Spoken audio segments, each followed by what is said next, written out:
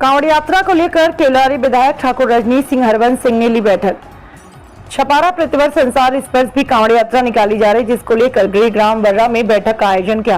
जिसमें केवलारी विधायक ठाकुर रजनीश हरवंश सिंह के नेतृत्व में 12 अगस्त दिन सोमवार सुबह 9 बजे निकलने वाली विशाल कांवड़ यात्रा जो मां बैनगंगा के सिद्ध बाबा घाट से जल लेकर दिघौरी श्री गुरु रत्नेश्वर महाराज जी को सभी भक्तों ने साथ बैनगंगा का जल अर्पण कर आशीर्वाद प्राप्त करेंगे। इस कार्यक्रम को सुचारू रूप से संचालित करने के लिए बैठक का आयोजन कर सभी समितियों, भोजन व्यवस्था, गाड़ी पार्किंग, रास्ते में जगह जगह स्वल्पाहार की व्यवस्था कर अपने कार्य का सुचारू रूप से संचालन करने की बात कही। मैं अपनी सहभागिता और सहयोग दे रहे इस पुनीत और पावन श्रावण मास के अवसर पर लगातार कई वर्षों से आप सबकी उपस्थिति, आप सबके सहयोग से, आप सबकी अथक मेहनत से हमारे छपारा की माँ बैनगंगा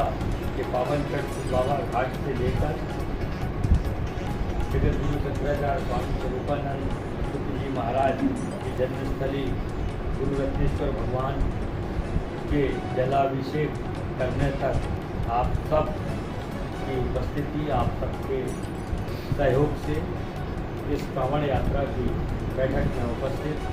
सभी आप सब क्षेत्रीय श्रद्धालु जन और साथी आदरणीय बंधु, मैं आप सबका बहुत बहुत स्वागत करता हूँ। आज इस बरसात के अवसर पर भी सुबह से ही बारिश चल रही थी, पर मैं आभारी हूँ आप सबका कि हमारे सभी साथियों ने जब आप सबको सूचना दी तो आप सदैव की भांति आज भी इस श्रावण मास की कांवड़ यात्रा की व्यवस्थाओं के संबंध में अपने अपने दायित्वों का, अपने अपने कांवड़ यात्रा में कार्यों का निर्वहन करने के लिए आप सब लोग यहाँ पर उपस्थित हुए। मैं आप सबका हाथ जोड़कर और आप सबका प्रणाम कर मैं आप सबका अभिवादन वंदन और आप सबके चरणों में प्रणाम करता हूँ कि एक अवसर आप सब लोगों ने मुझे अपना समझकर दिया कि जब प्रथम बार मैंने आप सबके बीच में अपनी मनसा को कांवड़ यात्रा को संचालित करने के लिए अपनी बात को रखा तो आप सब वरिष्ठ जनों ने इसे सहज मुझे ताकत के रूप में और मुझे सहयोग देकर इस विशाल कांवड़ यात्रा को सफल बनाने में अपना महत्वपूर्ण सहयोग और साथ दिया। अगर आप सब लोग अपना सहयोग और साथ नहीं देते तो मैं ये समझता हूँ कि शायद कितनी बड़ी विशाल कांवड़ यात्रा का ना मैं नेतृत्व कर पाता और ना इसको मैं सुचारू रूप से हर वर्ष इसको संचालित करता। अगर इसके पीछे, इसकी सफलता के पीछे कहीं सबसे बड़ा सहयोग साथ है तो वो आप सब यहाँ बैठे बिराजे सभी लोगों का सहयोग और साथ है। मुझे याद है कि जो भोजन समिति जिसका कि महत्वपूर्ण योगदान रहता है, भोजन समिति का न केवल कांवड़ यात्रा के दिन बल्कि उससे 2 दिन पूर्व से लगाकर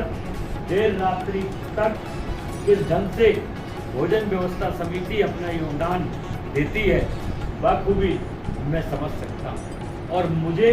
सबसे ज़्यादा जब प्रसन्नता होती है कि मैं आखिर में पहुंचने वाला व्यक्ति होता हूं। मेरे साथ में बहुत कम लोग रहते हैं जो आखिर में तक मेरा साथ देते हैं, वरना मेरे से तेज चलकर, मेरे से आगे चलकर मुकाम पर पहुंच जाते हैं। और जब मैं गंगई के आसपास रहता हूं और जब कई लोग वापस होते हैं ट्रैक्टरों में तो मैं इशारे से जब उनसे पूछता हूं कि भोजन, तो वो बड़ी प्रसन्नता के साथ वो हाथ उठा के कहते हैं कि नहीं, हम सबने भोजन करके आया। तो मुझे उस समय पर मेरी आंखों में अगर किसी का दृश्य दिखता है तो वो दृश्य दिखता है जो भोजन के लिए समिति रहती है कि अगर वो वहाँ व्यवस्थित नहीं करते और अगर मेरे कानों पर अगर वहाँ पर इतने सारे लोग कटते और वो ये कहते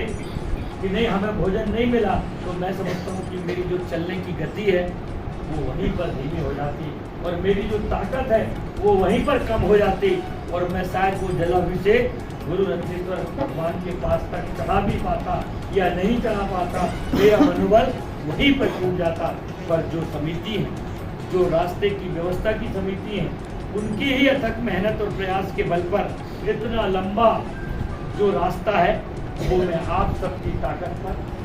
आप सबके विश्वास और भरोसे पर और आप सबकी मेहनत पर जो लोग चल नहीं पाते, पर उनसे सबसे ज़्यादा वो चलने में सक्षम हैं, पर हम उनको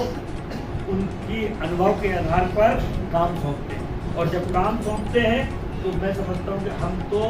फिजिकली यहाँ से चलकर जाते हैं, उससे ज़्यादा ईश्वर उनको ताकत व्यवस्थित कार्यक्रम करने के लिए देता है। और उसी की परिणति रहती है कि जो हारे थके जो लोग वहाँ पर जलाभिषेक के बाद जब आपका